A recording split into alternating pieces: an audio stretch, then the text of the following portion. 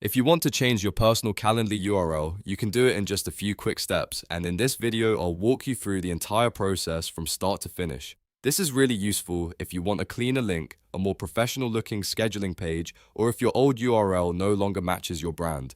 Just keep in mind that your personal Calendly URL is your main scheduling page, so after you update it, you'll want to replace the old link anywhere you've shared it, like on your website, in your email signature, or across your social media profiles. If this tutorial helps, please hit the like button and subscribe for more easy software guides like this. Alright, let's jump in. First, log into your Calendly account using your normal email and password. Once you're inside your dashboard, look to the top right corner of the screen and click your profile picture.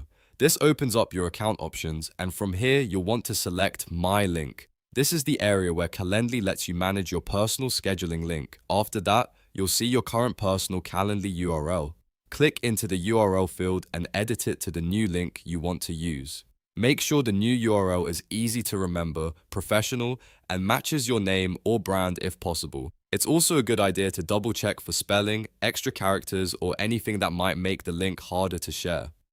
Once you're happy with the change, click Save Changes to confirm your updated personal Calendly URL. Calendly should now apply the new link to your scheduling page. After saving, take a moment to copy the new URL and test it in a new browser tab so you know it works correctly. If the page loads properly, you're all set.